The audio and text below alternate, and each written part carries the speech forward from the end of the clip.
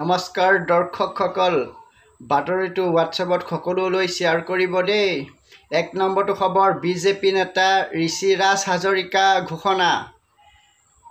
ৰঙানদী অঞ্চলত স্থাপন হ'ব জুবিন গাৰ্গ বিশ্ববিদ্যালয়। 2 নম্বৰটো খবৰ, অসমৰ মুখ্যমন্ত্ৰী হিমন্ত বিশ্ব শৰ্মা ঘোষণা। যিহেতু মই প্ৰথমবাৰলৈ মুখ্যমন্ত্ৰী হৈছোঁ, কথা বতৰা ভালকৈ জনা নাছিলোঁ বা এইবাৰৰ চৰকাৰখন নৃত্যনাটিকাহে।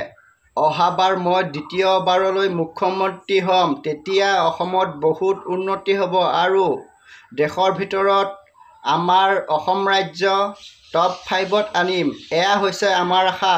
3 নম্বৰটো খবৰ, দেশৰ বহুত কৃষকসকলৰ বাবে ডাঙৰ খবৰ।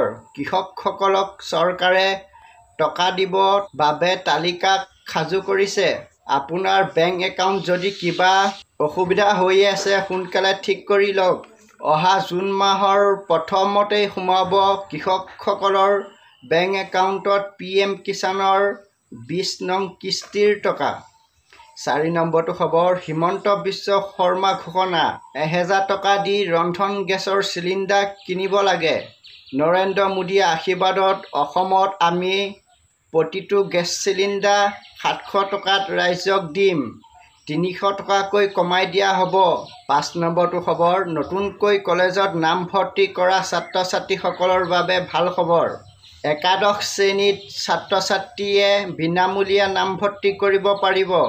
গাঁওবুঢ়া প্ৰমাণপত্ৰ নালাগে আৰু ইনকম চাৰ্টিফিকেট নালাগে। আপোনাৰ ঘৰৰ ৰেচন কাৰ্ডখন দেখুৱালেই কলেজত বিনামূলীয়াকৈ নামভৰ্তি কৰিব পাৰিব। হিমন্ত বিশ্ব শৰ্মা ডাঙৰীয়াই অসমৰ সকলো কলেজৰ অধ্যক্ষলৈ জাননী জাৰি কৰিছে। 6 নম্বৰটো খবৰ, মুখ্যমন্ত্ৰী হিমন্ত বিশ্ব শৰ্মাই পঞ্চায়ত নিৰ্বাচনৰ প্ৰচাৰ চলাই কংগ্ৰেছক তুলা-ধুনা কৰিছে। কংগ্ৰেছৰ হাতৰ চিহ্ন সলনি তাৰ পৰিৱৰ্তে লুঙি আৰু কম্বল চিহ্ন ল'বলৈ কৈছে। কংগ্ৰেছ মানেই লুঙি কম্বল আৰু বিজেপি মানেই উদ্যমিতা আঁচনি, নিযুত মইনা আঁচনি, অৰুণোদয় আঁচনি। 7 নম্বৰটো খবৰ, ৰেচন কাৰ্ড যিসকলৰ নাই আৰু ৰেচন কাৰ্ডত যিসকল সদস্যৰ নাম নাই, তেওঁলোকৰ বাবে ভাল খবৰ। ৰেচন কাৰ্ডত সদস্যৰ নাম অন্তৰ্ভুক্ত কেনেকৈ কৰিব? ৰেচনৰ দোকানীৰ ওচৰত নতুন সদস্য প্ৰমাণপত্ৰ দিব লাগিব। ভোটাৰ কাৰ্ড, আধাৰ কাৰ্ড, পেন কাৰ্ড বাধ্যতামূলক। আৰু আপোনালোকে অনলাইনতো আবেদন কৰিব পাৰিব। 8 নম্বৰটো খবৰ, অসমৰ বাবে বতৰ বিজ্ঞান কেন্দ্ৰই এলাৰ্ট জাৰি কৰিছে। প্ৰচণ্ড ধুমুহা আৰু শিল বৰষুণ হ'ব। 9 নম্বৰটো খবৰ, অসম সংখ্যালঘু পৰিষদৰ অপেন চেলেঞ্জ হিমন্ত বিশ্ব শৰ্মাক।